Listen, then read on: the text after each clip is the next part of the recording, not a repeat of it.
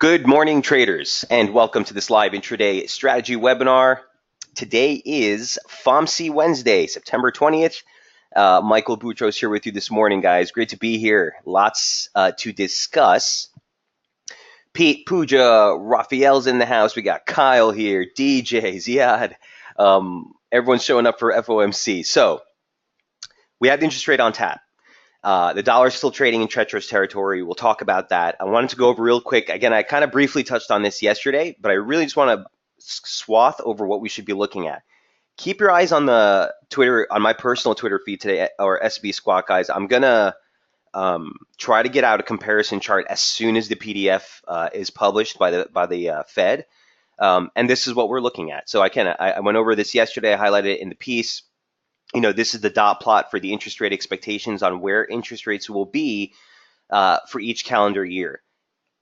The Fed has maintained, median and mean estimate of 1.25% to 1.5%. That would suggest 3 hikes this year. We've gotten 2. Markets have priced no chance of an interest rate hike today. We're basically at 100% that we're going to see them hold at 1.25%. And the terminal rate, or the longer running rate for interest rates, steady at 3%. These are the 2 things that you want to pay attention to today when the release comes out at 2 p.m.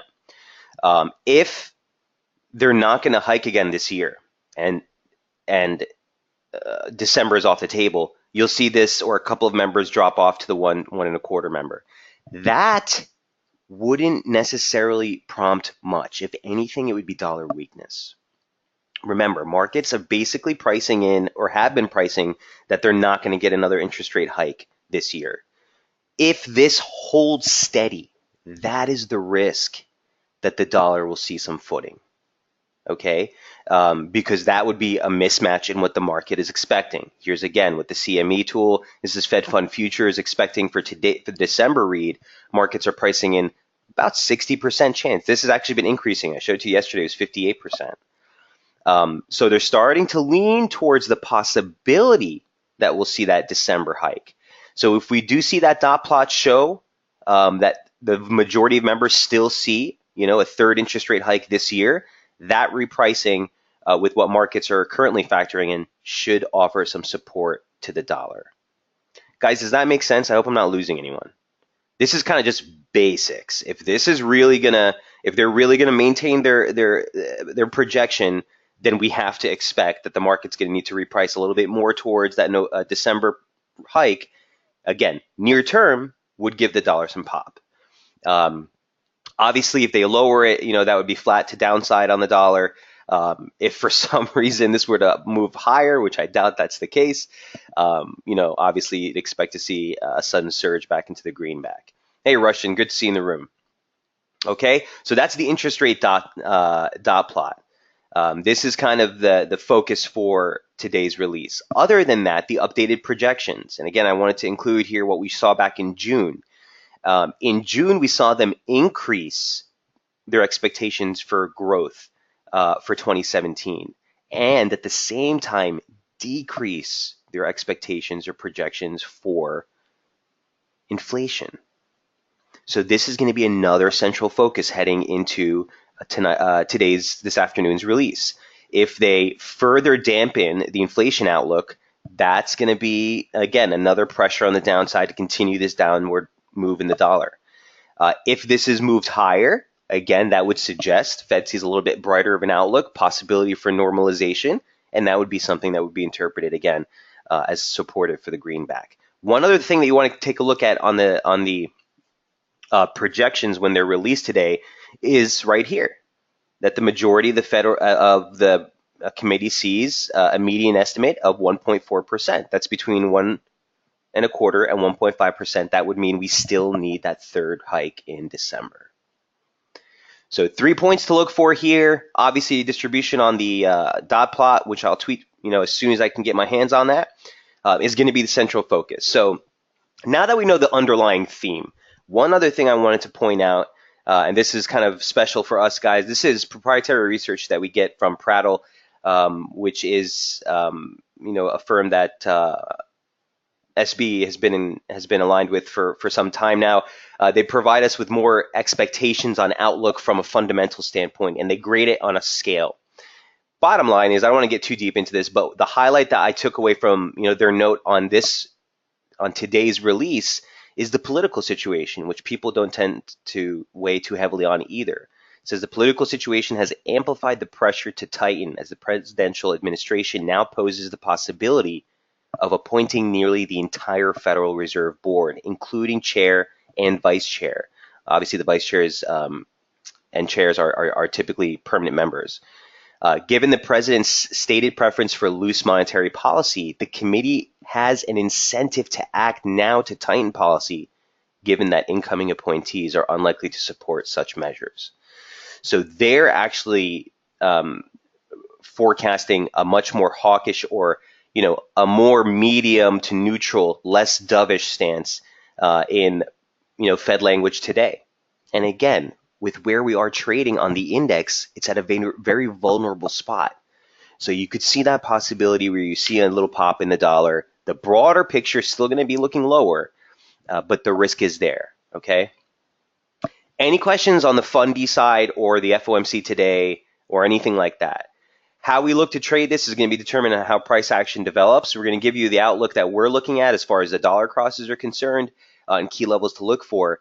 But the devil's in the details here. So let the dust settle for a little bit if you're not pre-positioned ahead of the move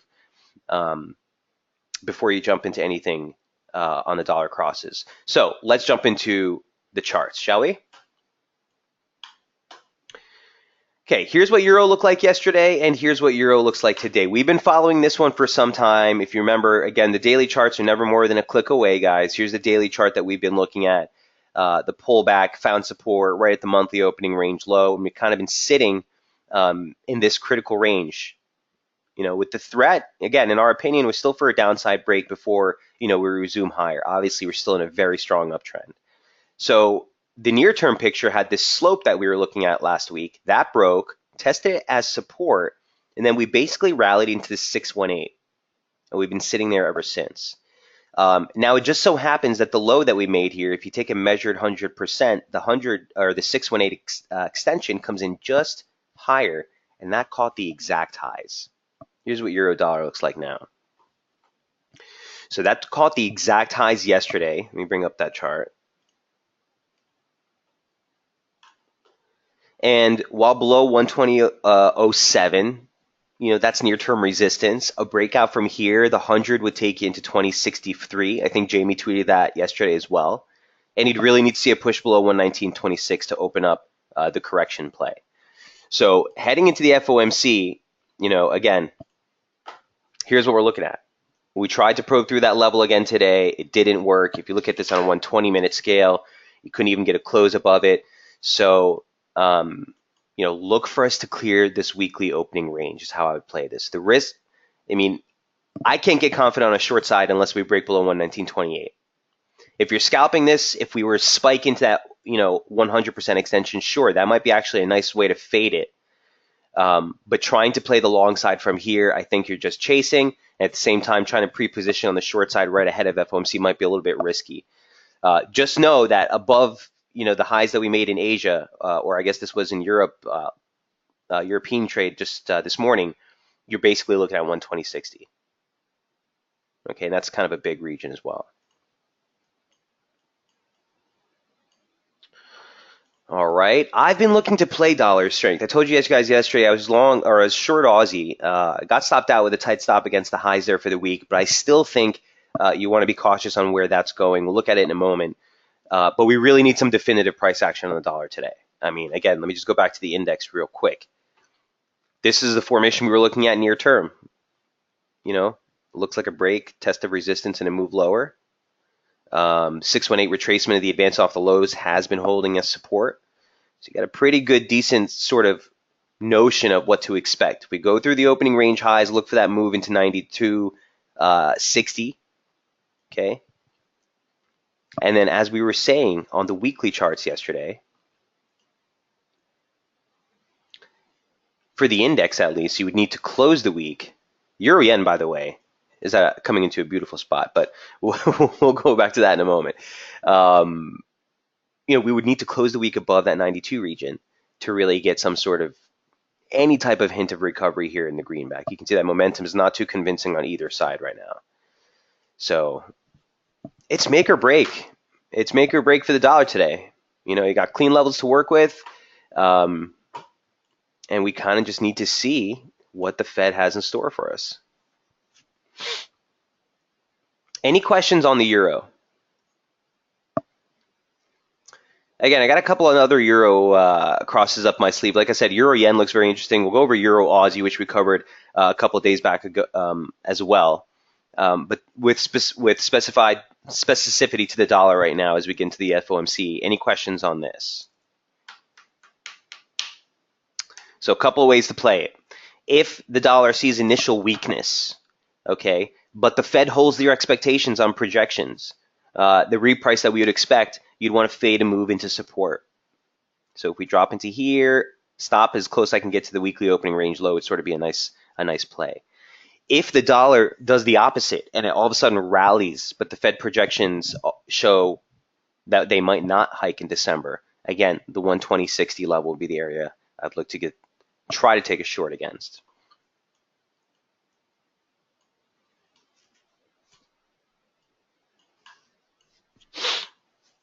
Okay, dollar yen, not my favored, but we got to look at it because it is Fed day. Very, very interested to U.S. yields. We talked about this earlier in the week, and we gave you an update on this yesterday. Basically, when we were talking about this on the Sunday open, it was basically the confluence of that region of resistance that we were looking at right here.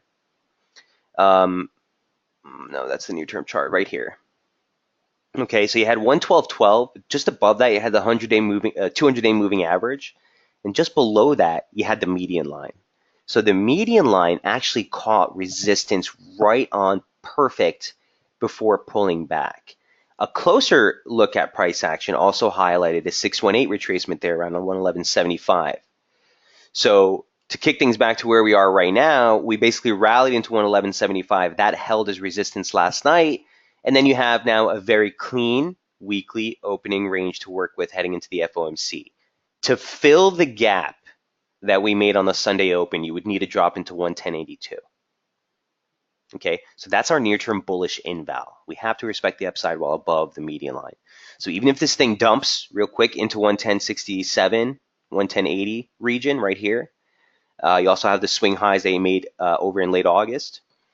And especially if the forecasts hold, I would expect to be fading that move for a larger recovery. Okay, but if we break below that, I'm neutral. It would be bearish, but personally, I don't want to necessarily take a long yen stance at that point just yet. Just based on what we've been seeing on broader yen weakness. So something to keep in mind here as far as dollar yen.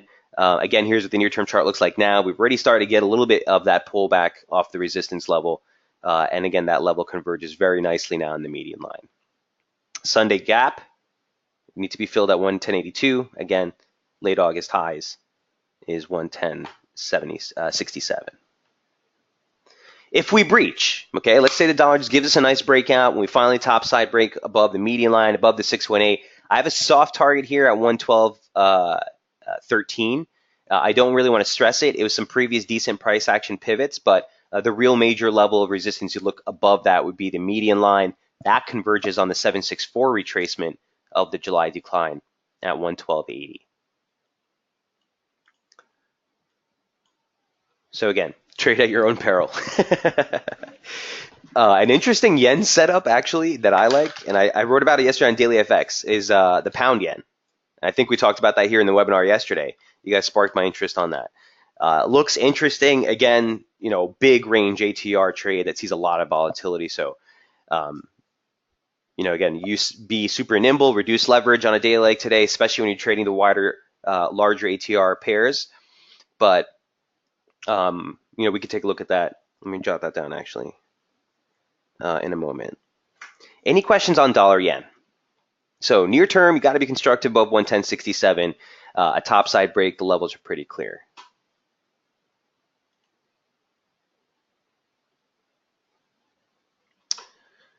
Moving right along. That was number 3. Number 4, pound dollar.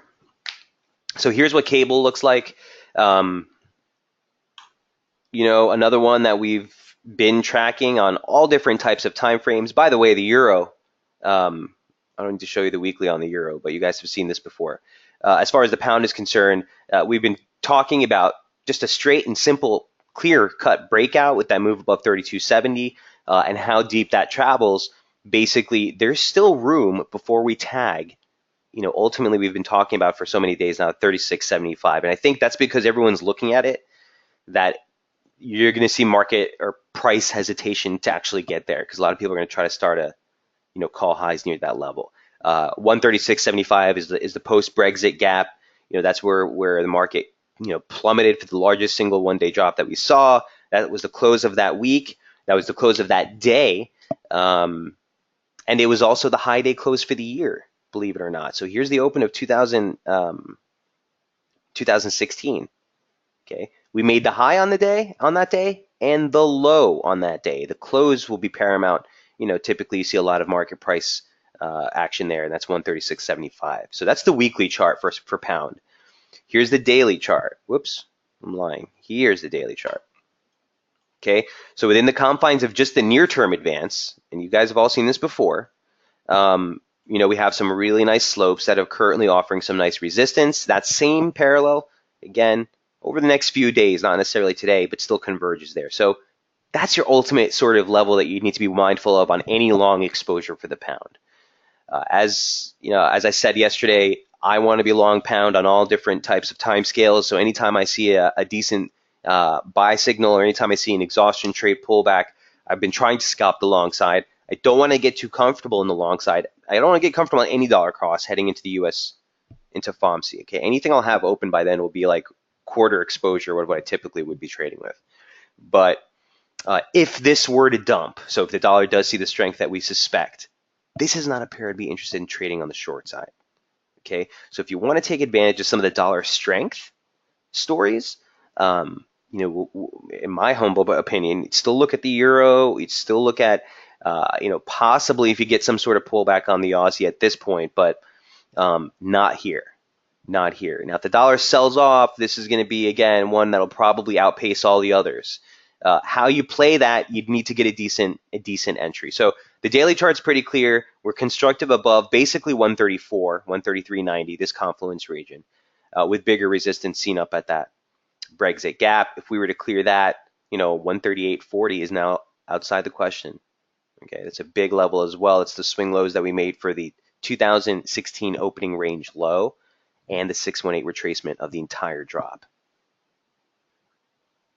So super clear on the daily charts, loving it. Okay, intraday looks like this. And here's what we looked like last night.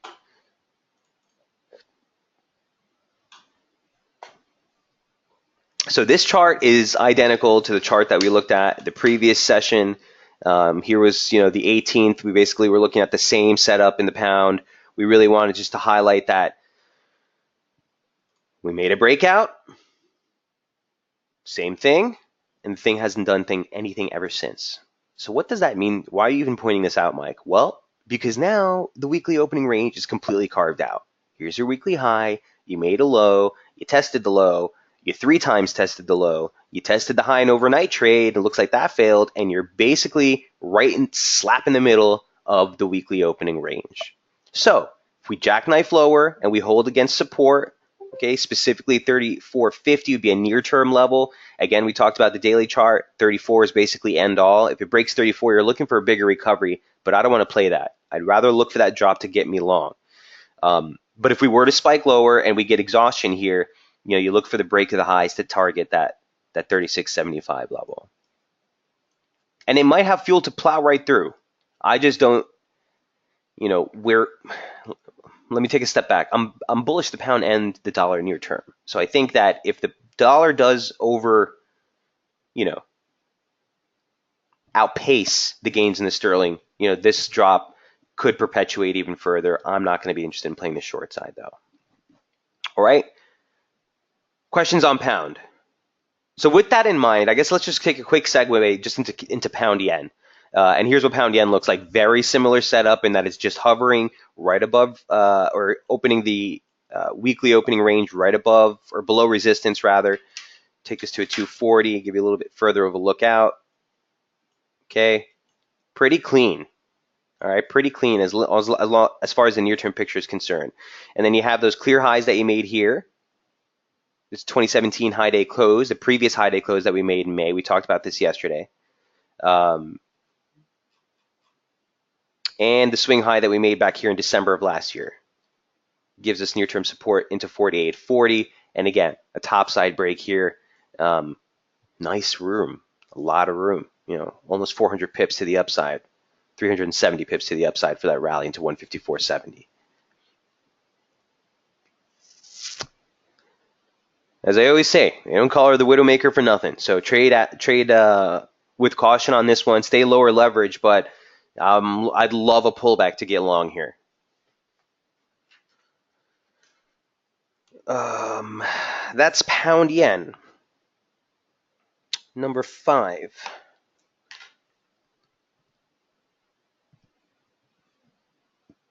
Okay, next up on the dollar crosses is Aussie. Excuse me, sorry. Here's what Aussie dollar looks like, or here's what it looked like yesterday. And again, fortunately, I got stopped out on this one, but you know, we're still coming into an area of which I am getting interested in finding some more resistance. And with the dollar story, it might still be a decent play. So here's, again, side-by-side comparison, right? We talked about this trade. We had our bullish invalidation level right around that 80 handle as we opened up the week after we dropped lower. We rallied into it. I got a couple of short triggers on the near term that put me in short with a stop against the high. Just above 80.10 there. And then once we started moving lower in Asia, I actually thought that was going to start to, gather some pace. It didn't. Market reversed, took me right out of my trade with this rally here, and we're continuing higher.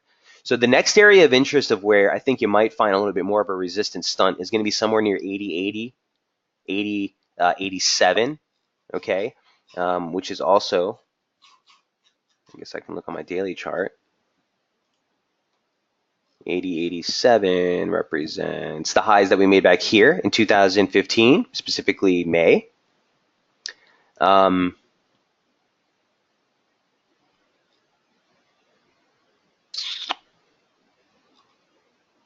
Nope, I'm lying. I think the 80.87 was a low week reversal day close. That's why it's not here. In any event, the 764 retracement, the 786 retracement, both of those are going to highlight this exact range, which if this slope is in play, and again, you haven't gotten too much reaction off it, this bigger slope in blue. If it is in play, you saw some nice pivot action around the median line, but if it is, it further highlights that region. So FOMC spike higher, dollar rally, find a move for a little bit bigger of a recovery. Ultimately, I want to buy Aussie. It's still in a pretty strong uptrend here, right? But do we risk that deeper pullback first?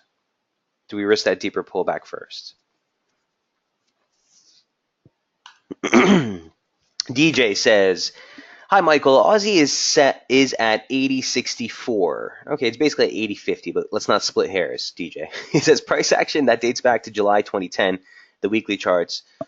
Took a short at 80.60 with a stop at 80.75. Hopefully Fed volatility stays below this level and US dollar positive. But where would you reckon a good place for a stop would be? My target is 79.60. Well, I love the target. Keep it tight or move it higher above 80.85. So DJ, this is the question that kind of plagues every near-term trader. And I can't tell you what to do because I don't know what your risk tolerance is in the broader picture of your portfolio. But what I can tell you is what I would personally do, Michael Boutros. When I'm heading into an interest rate decision or a large event risk that has the potential to really just jackknife anything I'm looking at, right? At the end of the day, if she comes up and hiccups and saying, oh, yeah, definitely next month, irrespective of what the technicals are saying, people are just going to flood on that, right? And I don't want to leave myself open to that. So there's two ways you can do it, DJ. The biggest and the most prevalent way, let's say, that I do it is as I'm heading into the position or as I'm heading to the release, I'm reducing the position size. especially if you're in the money. Especially if you're in the money. Now, a lot of people would just say, well, why don't you just pull in your stop to break even? You could do that as well. But if I get into a trade and the trade starts moving in my favor, I want something to account for that. I'm not leaving the table without something in my pocket. So typically, whenever I'm going to bring my trade to break even, I'm going to slice off a piece, take a little bit of a profit so that, you know, um, again, net value on the trade is you always want to be positive. So I would reduce your position size. If you can't do that because the market, the market is, or you're already in the red. The only thing I can tell you, DJ, is from personal experience, man, is having a tight stop during this type of release is almost guaranteed you're gonna get hit. It's almost guaranteed. I mean, spreads alone could widen out 20 pips if something really dramatic were to happen or there's a big shift in the forecast. And then either way, you're just stopped out on account of that. You know what I mean? So I'm not a big fan of using tight stops during economic releases by any means. Now, if you're trading the economic data, and let's say the market, like here, okay, let's say the market spikes into this region then pulls back, that's a scenario where I think, okay, fine, there was an exhaustion right there. I'll put a tight stop on that and try to play the fade. But heading into the position or heading into a trade, to keep a tight stop is it's difficult to justify, DJ. And again, just from my personal experience over the decade plus, is whenever I do that, it's typically a guaranteed stop. Okay, so I hope that offers some insight on how you might want to play with a position like that. But definitely in any event, guys, any position trades that you should take during the FOMC, ahead of the FOMC, you should really be trading with less leverage. It's just inherent. On higher risk environments, you want to reduce your leverage size, period. And that will allow you to open up your stop a little bit more. If you're used to having a tight stop because of your risk to reward ratio, if you're used to having a tight stop because, again, you want to have a 1% max loss on the account or whatever, a lot of times it's just better to reduce your leverage and open up your stop. Okay? DJ says, okay, thanks, makes sense. Hopefully I get to 25% ATR before the release to take off some halfway there. Yeah, I hope that works out for you. And again, I already took the stop on this one, so I'll look for re-entry if we do get up into 80.80. But this does constitute a break of the weekly opening range. You know what I mean? The one other level that I wanted to highlight here on the daily chart was just the fact that this is now essentially also the new 2017 high day close. High day close. It's right at 80.54. Obviously, we probed above that, but levels of significance from a technical standpoint. Questions on Aussie dollar? That is number 6. So interestingly enough, we looked at euro dollar, we looked at Aussie dollar. I wanted to take a look at the euro Aus cross, which we covered earlier in the week. Here's what that setup looked like on the 18th. And it was very interesting for me to play this because my conflict on both, like how I'm trying to play Aussie and euro, right? So we wanted to basically just highlight this thing was coming into resistance. If the break of the monthly opening range was legit, or if we really were going to get that, this region, as I noted in that point, should have really seen acceleration. Okay, you don't want to see a dilly-dally sort of above the monthly opening range. You want to see that break give us fuel for an upside pop. So this was sort of the first level to start look for some hesitation. Okay, the intraday charts basically highlighted the same thing. If we had this near-term slope, which again, we don't know is in play, we got some decent pivots, but I don't know it's in play yet. That upper parallel, even in the near term, converged on a host of Fibonacci considerations. Nonetheless, being the 618 retracement, 2 equal legs off the low is 100%.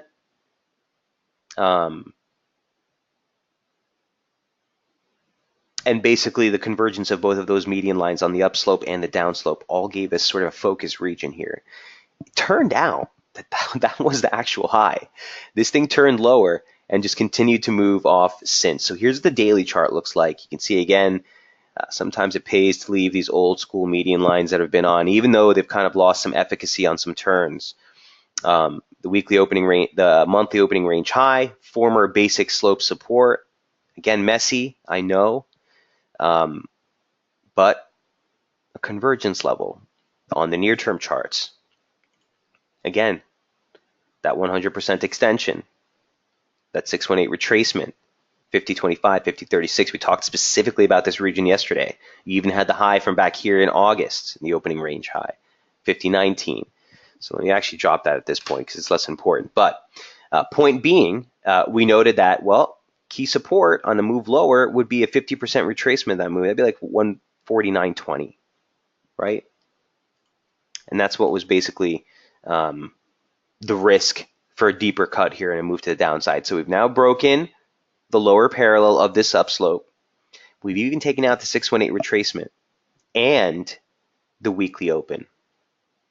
So your last sort of level here, I'm just going to reset this now because we've all seen it. I hope everyone's paying attention. We can just drop this here.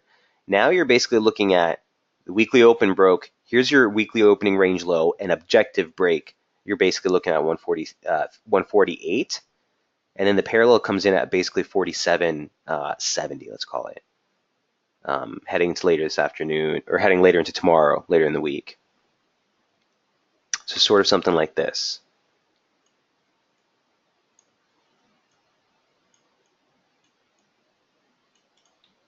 Okay, and now resistance, you look for initial resistance basically at the former parallel support.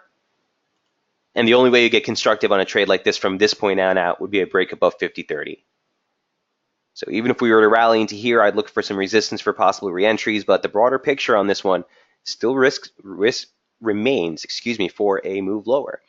So remember when we were talking about this on Monday, we were saying this is probably a decent way to hedge any short dollar exposure if you're playing the euro dollar short. Remember last week we were trying to play the euro dollar short. It worked out for a little bit, but it quickly fizzled out. And I was still looking for short exposure into the entry this week. I'm not gonna lie to you guys. So as a good hedge, I think that Euro Aussie worked out pretty well. And again, I think the risk remains lower, sub 49.70.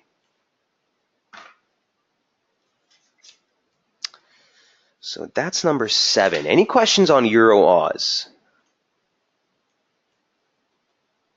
Do want to note the 100-day moving average right here has been decent support over the last, or basically the month. So very tight monthly opening range. And again, if that downside break materializes, there's lots of room. There's lots of room. Now, I'm a big fan of longer-term Euro Aussie strength, actually. But trying to gauge this correction has been a nightmare because it keeps fizzling out. Then this reversal was the only chance, in my opinion, to get back on the long side if this thing was going to swing higher. This pushback here, I'm kind of a little bit hesitant. I'd be looking to sell rally sub 49.70. Okay. Last thing I just want to touch base on, I'm not a fan of it, and I'm not currently trading on it, is Kiwi, just because we have Kiwi GDP figures right after the release of FOMC. And where that's trading, obviously the risk again here is for this thing to find some sort of kickback. We talked about 73.90, 73.95, my favorite Fibonacci level regions. Confluence of the 100% extension from the advance off the low, whoops, and the 618 retracement from the decline off the high. Okay, best, I don't want to say always ever, but typically my favorite plays always give me some sort of reaction, whether it's going to be the breakout and acceleration or whether it's going to be the test of resistance and reversal. At the end of the day, you're at a big level here near term for Kiwi dollar. Look, the GDP figures, they're supposed to see an improvement, especially in the quarter-on-quarter. Year-on-year, we're supposed to hold at 2.5%. But I personally think that given the data that we've been getting, that might upset to the downside. And again, take that for just my humble opinion. But if it does, price is at a vulnerable point. You see a spike into 74, or this thing try to probe a little higher into that region and failure. Might be a decent place to try to look for a decent near-term move to the downside. Now, ultimately, again, the super bearish trajectory that we were on all throughout last month, that's kind of done. All throughout August, I should say, that's kind of done, right? Even though last month was just ugly as hell, this is near-term in a broader kind of recovery pattern. Here's what the daily chart looks like. And here's the other thing that concerns me. Let me zoom this out. I know this is going to look messy, guys. Just pay attention to this one thing I want to show you. Here, I'll make it like super, if I can remember how to do it, super thick here.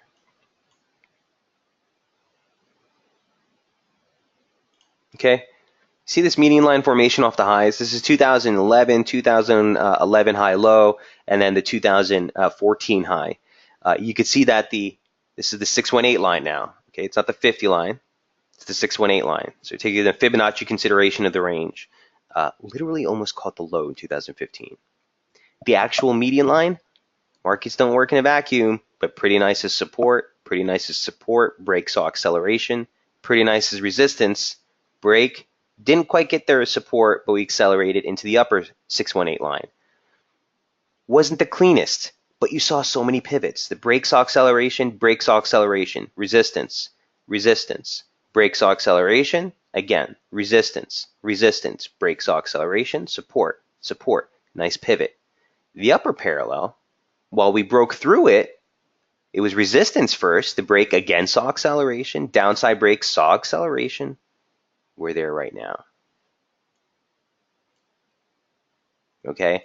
So my point being is there's a couple of things here that suggest that if we get a negative reaction to Kiwi or we get dollar strength, both my favorite scenarios at least, if the outcome is, unless the Fed's going to go nuts, okay, then this might be a decent place to kind of look for a little bit of a weaker play near term.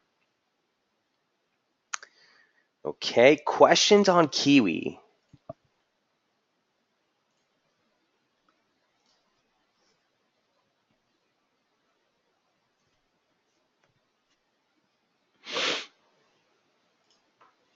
So looking for 74, looking for a kind of score, maybe a push a little bit higher into this region to see if we can get short.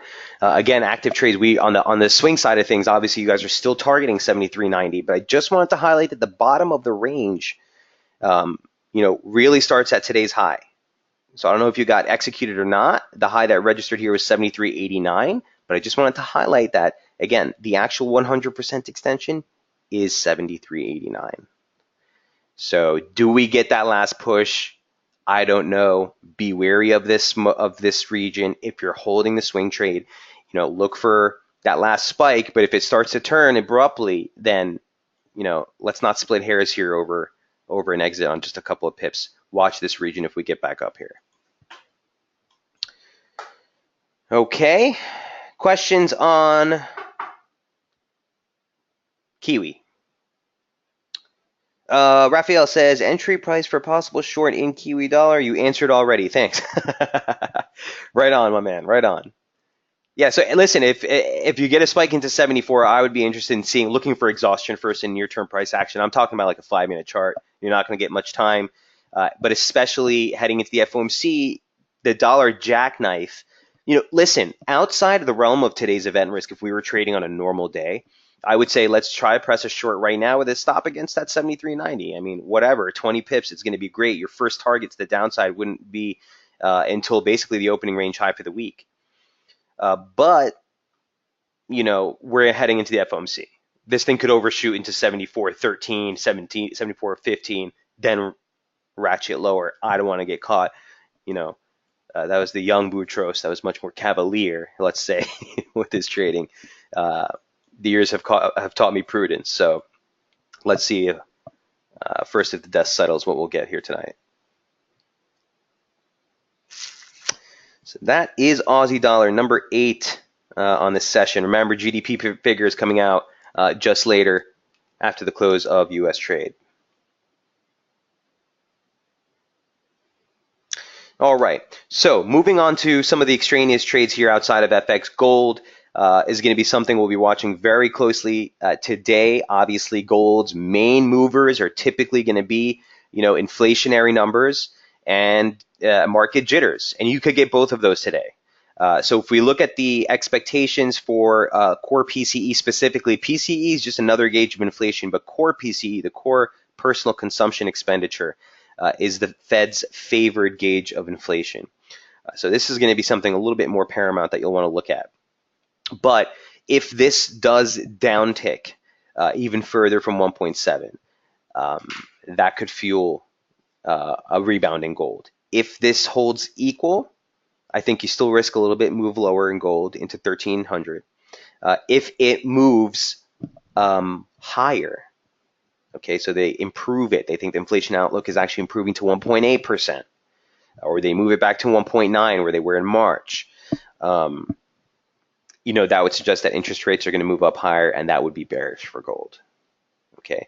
Now, the one thing that you want to take as a caveat to everything I just said on gold is the market's response. And I'm going to be completely honest with you guys. I have no clue. If they decide that they're tightening, is the market going to react poorly? Again, if you put a gun to my head, would say no. I think that markets have been pretty much prepped for this easing cycle for some time. I mean, I don't understand.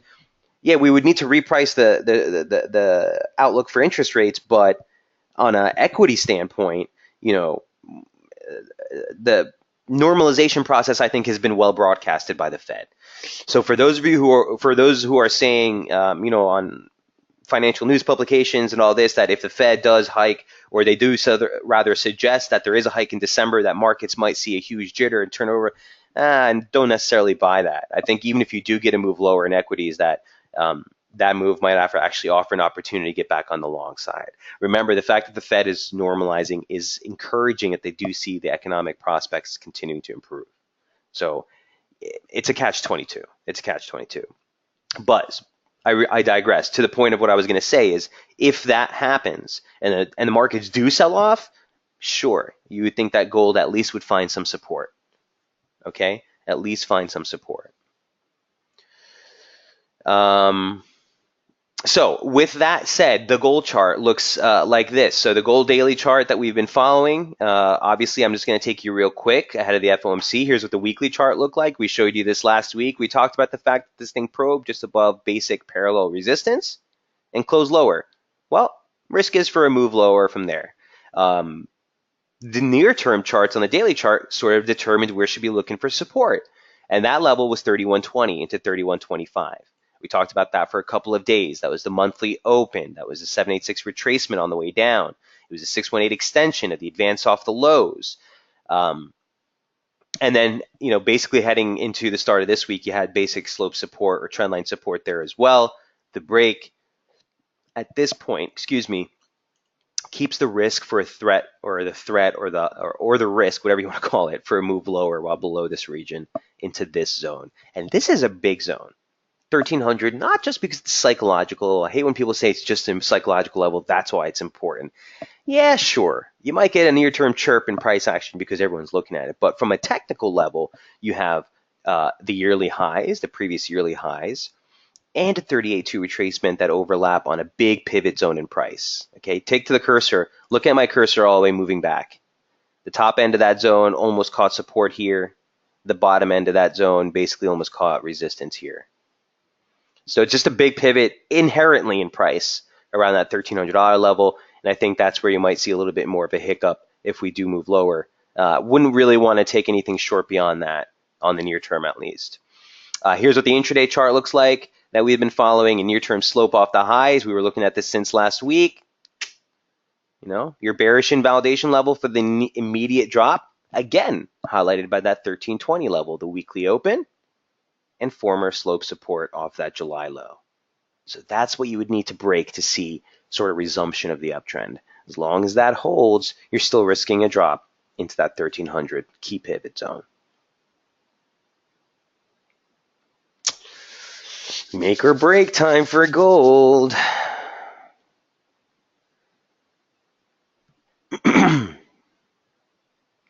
Questions on gold prices? Mark Lavender says, don't forget to, Dollar Cat, how can I forget, Mark? Thanks for reminding me.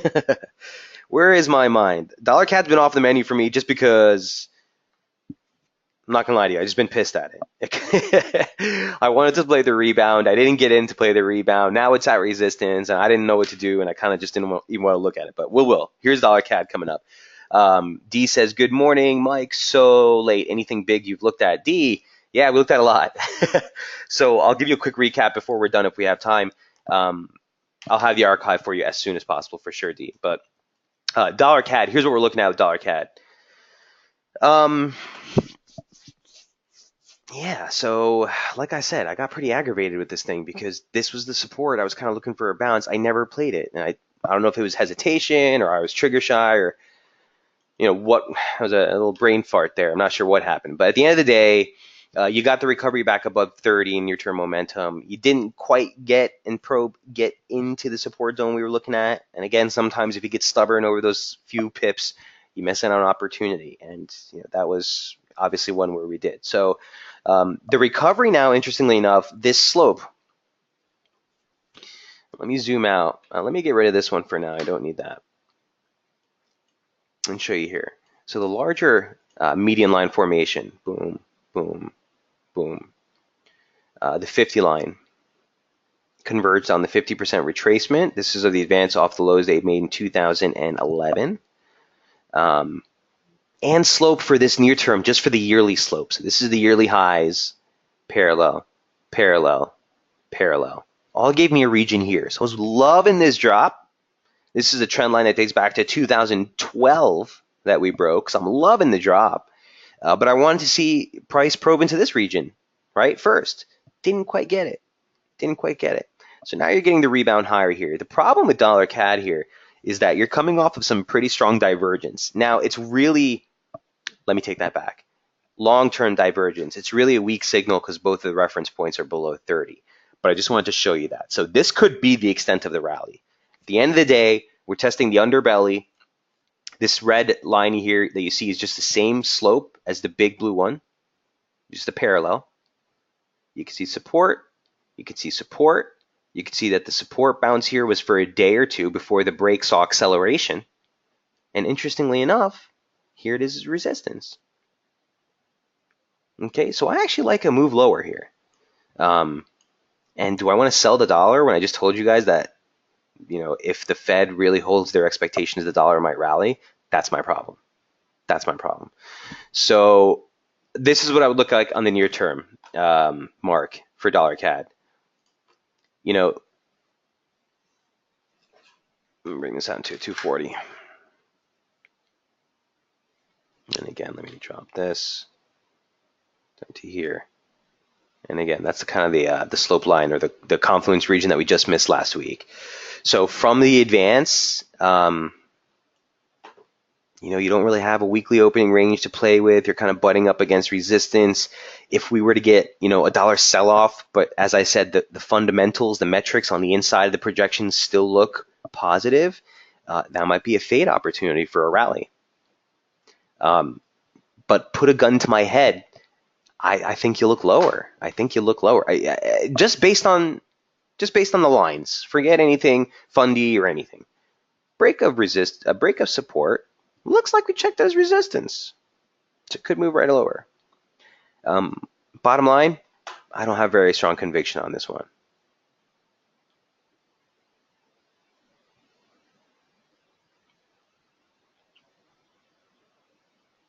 Maybe like a pop. I just don't trust that it's this clean. That's my problem. Maybe like on a pop into here, 24.15 mark might be an area of which, all right, cool, one last hurrah.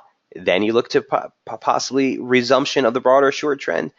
But from these levels, it's just look for an objective break of the weekly opening range, which is basically the range we made on Monday, to give us some tell on what's going to go on here.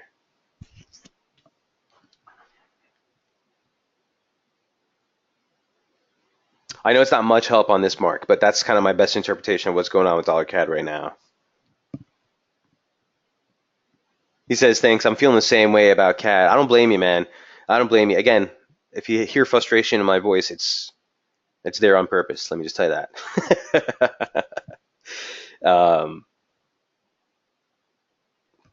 Yeah, it would have been a nice trade from like that into that 23.30 level. But anyway, coulda, woulda, shoulda. New opportunities on the horizon. We're heading into a big event risk. Hopefully, we'll get some volatility here to clear things up. Wave 4 is always the trickiest form, right? Typically, yeah, because 3 is typically going to be your sharpest part. It's the easiest to identify. Wave 4 is the correction off of 3, so yeah, they can be pretty tricky.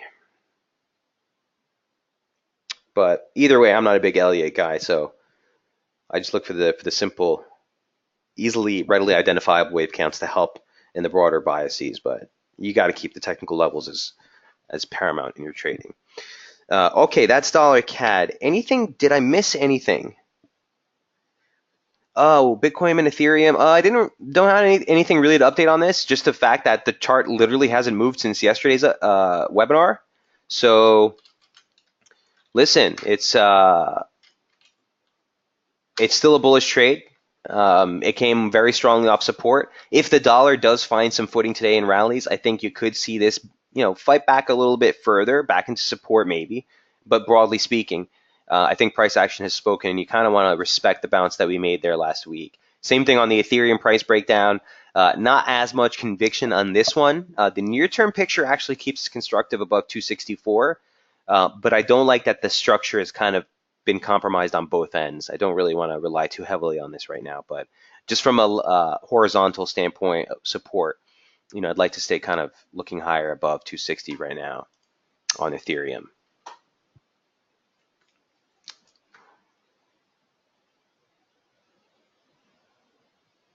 So that's 11 and 12, Bitcoin and Ethereum. Okay, questions, comments, concerns, anything ahead of the Fed?